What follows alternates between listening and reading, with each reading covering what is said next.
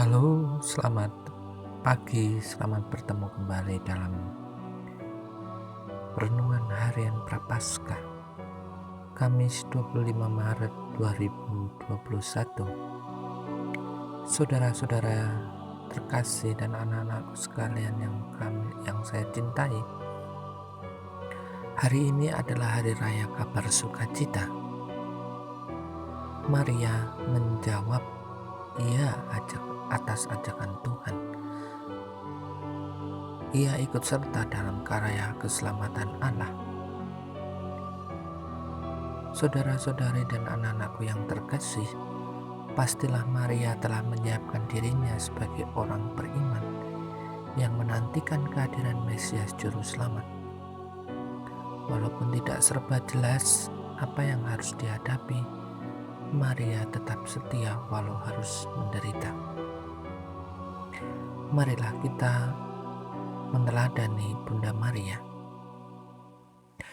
Kita hening sejenak untuk mempersiapkan diri kita, hati kita, mendengarkan sabda Tuhan hari ini dan merenungkannya dalam kehidupan kita sehari-hari.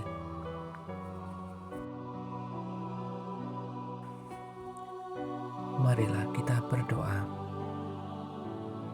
Allah Bapa yang Maha Kuasa dan Kekal, Engkau mengendaki agar sabdamu menjelma menjadi manusia dalam rahim perawan Maria. Semoga kami yang dalam iman mengakui penebusan kami sebagai anak dan manusia,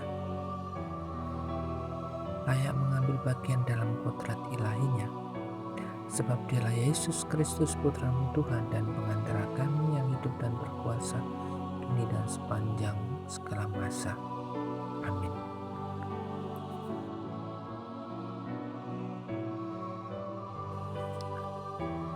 Bacaan hari ini Injil Lukas bab 1 ayat 26 sampai 39. Pemberitahuan tentang kelahiran Yesus. Dalam bulan yang ke-6 Allah menyuruh malaikat Gabriel pergi ke sebuah kota di Galilea bernama Nazaret, kepada seorang perawan yang bertunangan dengan seorang bernama Yusuf dari keluarga Daud. Nama perawan itu Maria. Ketika malaikat itu masuk ke rumah Maria, ia berkata, "Salam, hai engkau yang dikaruniai Tuhan menyertaimu." Maria terkejut mendengar perkataan itu, lalu bertanya di dalam hatinya, "Apakah arti salam itu?" Kata malaikat kepadanya, "Jangan takut, hai Maria, sebab engkau beroleh kasih karunia di hadapan Allah. Sesungguhnya engkau akan mengandung dan akan melahirkan seorang anak laki-laki, dan hendaklah engkau menamai dia Yesus. Ia akan menjadi besar dan akan disebut Anak Allah yang Maha Tinggi, dan Tuhan Allah akan mengaruniakan kepadanya tahta Daud, bapa leluhurnya. Dan ia akan menjadi raja atas kaum keturunan Yakub sampai selama-lamanya, dan kerajaannya tidak akan berkesudahan." Kata Maria kepada malaikat itu, "Bagaimana hal itu mungkin terjadi karena aku belum bersuami?" Jawab malaikat kepadanya, "Roh Kudus akan turun atasmu dan kuasa Allah yang Maha Tinggi akan menaungi engkau. Sebab itu anak yang akan kau lahirkan itu akan disebut kudus, Anak Allah. Dan sesungguhnya Elisabet, sanakmu itu, ia pun sedang mengandung seorang anak laki-laki pada hari tuanya. Dan inilah bulan yang ke-6 bagi dia yang disebut mandul itu. Sebab bagi Allah tidak ada yang mustahil." Kata Maria, "Sesungguhnya aku ini adalah hamba Tuhan, jadilah padaku menurut perkataanmu itu." Lalu malaikat itu meninggalkan dia. Demikianlah sabda Tuhan. Saudara-saudari sekalian, anak-anakku yang terkasih, hari ini ada hari raya kabar sukacita. bersukacita malaikat kepada Bunda Maria. Anak-anakku yang terkasih, Maria dipilih dan ditentukan oleh Allah serta dikuduskan oleh Allah untuk menerima, mengandung dan melahirkan Sang Maha Kudus, yaitu Yesus Juru Selamat. Mari pesan gereja hari ini supaya kita mencontoh Maria, menyediakan diri dan mengantarkan Yesus kepada dunia.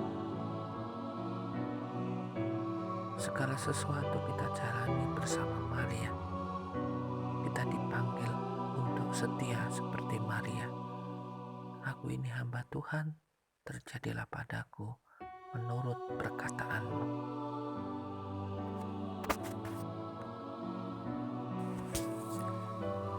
Belajar Ekaristi hari ini. Hari ini kita akan melihat simbol-simbol atau lambang-lambang dalam liturgi gereja. Yang pertama, air suci. Air suci itu disediakan di pintu gereja untuk kita pakai membuat tanda salib. Air mengingatkan kita akan pembaptisan. Melalui pembaptisan kita menjadi putra-putri Allah. Nama kita dicatat di surga. Kita menjadi anggota gereja dan diutus mewartakan Injil. Lalu gambar yang kedua, lilin menyala. Lilin menyala sebagai lambang Kristus yang sudah bangkit mengalahkan kematian. Nyala lilin menjadi pedoman arah kepada Yesus Penyelamat. Lalu yang ketiga adalah lampu. Allah dinyalakan terus-menerus melambangkan kesetiaan Allah hadir mendampingi manusia. Allah hadir dalam kesederhanaan. Sakramen Maha Kudus santapan jiwa bertahta di tabernakel. Lalu ada apa itu tabernakel?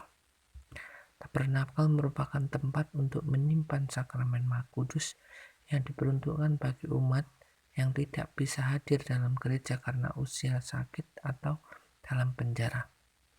Tabernakel ditempatkan di kapel yang cocok untuk sembah sujud dan doa pribadi umat beriman.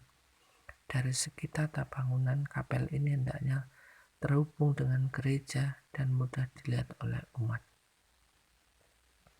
Lalu ada dupa yang mengepul asap menjadi lambang berkenannya Allah menerima pujian yang dilambungkan umat Allah.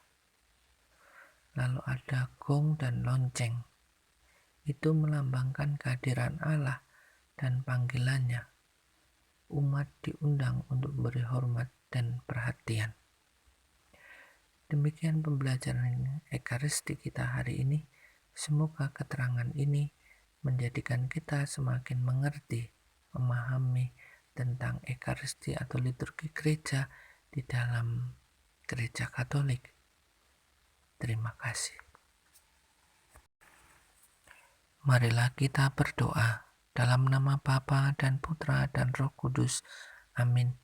Allah Maha Kasih, kami bersyukur kepadamu karena Bunda Maria, Engkau pilih menjadi teladan untuk kami. Dekatkanlah kami bersama kepada Yesus Mesias Putra Maria, demi Kristus pengantara kami. Amin.